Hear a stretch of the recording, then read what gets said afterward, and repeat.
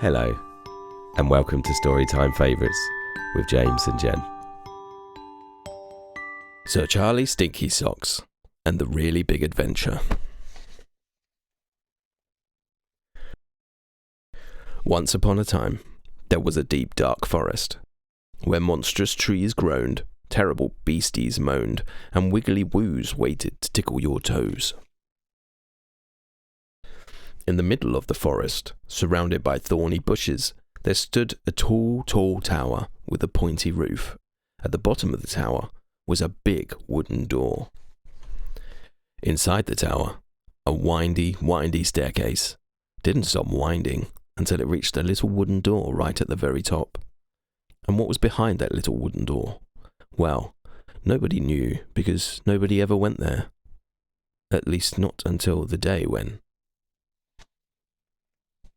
a bold, brave knight, Sir Charlie Stinky Socks, and his faithful, fearless cat Envelope, decided that the time had come for a really big adventure.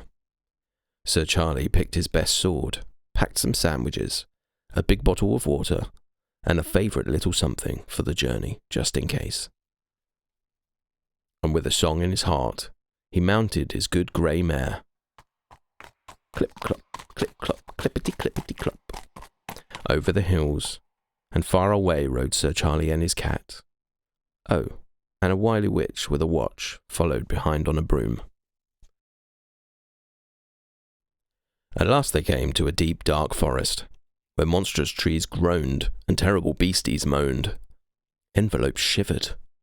The good grey mare quivered, while the witch with the watch covered her eyes. But brave Sir Charlie stood steady in his boots. "Shh," he whispered into the woods. "'Tis I, Sir Charlie Stinky Socks, with a song to soothe you." And as Sir Charlie sang his lullaby, the trees stopped groaning, but the terrible beasties went on moaning. "Stop your moaning," cried the knight. "Come out and eat me if you dare." Out of the darkness crept 6 slobbering beasties. That fearless cat Envelope scarpered. The good grey mare fled, and even the wily witch with the watch trembled behind a tree. But bold Sir Charlie did not turn. Brave Sir Charlie did not run. Instead, he drew his trusty sword and did what any good knight would do. He smiled and cut up his sandwiches. The beasties stood and stared. They were hairy, hideous creatures indeed, but they were more scared of Sir Charlie Stinky Socks than he was of them. Charlie fed the beasties, and the beasties stopped moaning, and the wily witch with the watch looked on with a grin and checked the time. But this was no way to end a really big adventure. So Sir Charlie Stinky Socks rescued his cat, rallied his good grey mare, and set off once again, never minding the wiggly woos who waited in the grass, or the 6 not-so-terrible beasties who followed him. The forest grew thicker, and the bushes became thorny.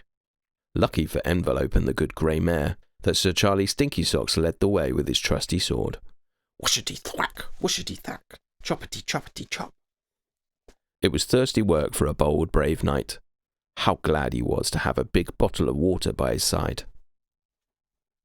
And then, at last, they came to a clearing in the trees, where the sun threw down its pale yellow light onto a tall tower with a pointy roof.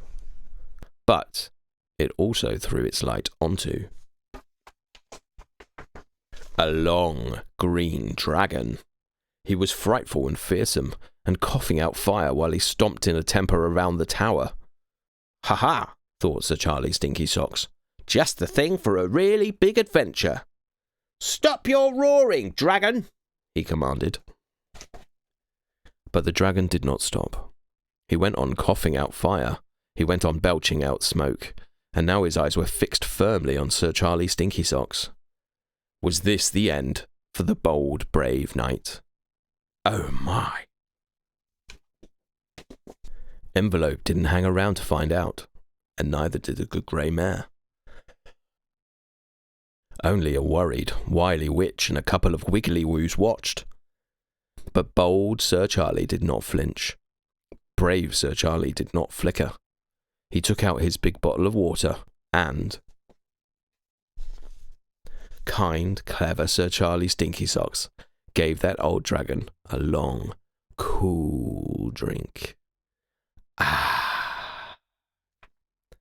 "Now you've stopped coughing," said the knight to the long green dragon, "tell me what's at the top of this tower." The dragon looked up. The dragon looked at Sir Charlie. The dragon scratched his scaly head and said, "My dear old thing, I haven't a clue. It's not a dragon's place to ask. You know, just to do."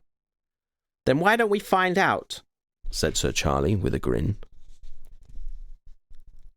The wily witch took one last look at her watch, jumped for joy and flew off on her broom as Charlie pushed open the big wooden door.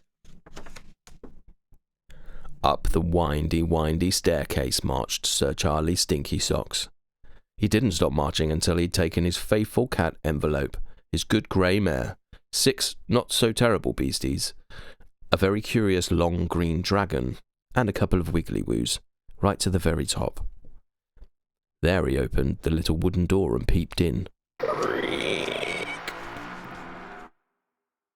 A big black cauldron stood in the middle of the room, and stirring it was the wily witch, of course.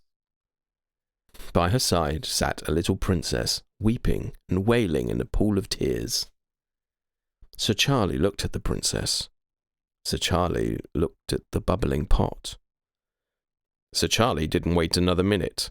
He drew his trusty sword and bounded over to rescue the little princess. "Stop your weeping!" cried the knight. "Sir Charlie Stinky Socks is here to save you from the pot." The witch cackled with laughter.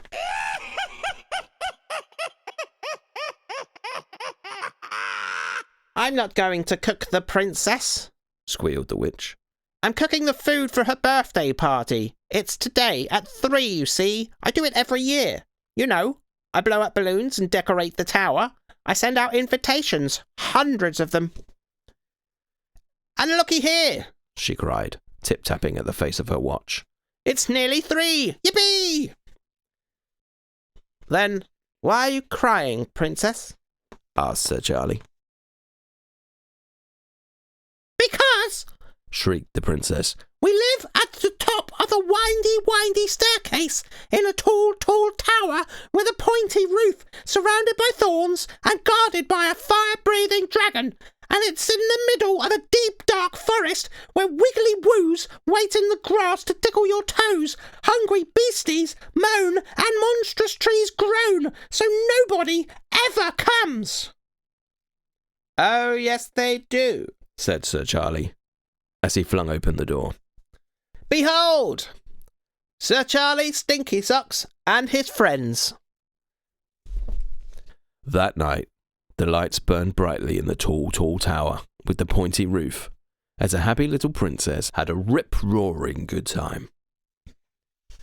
When the candles had been blown out and the cake eaten up, Sir Charlie Stinky Socks took out the favourite little something he had brought from home, just in case, and gave it to the princess.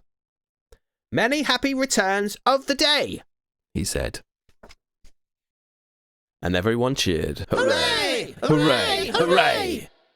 Because that's what people do at the end of a really big adventure. The end.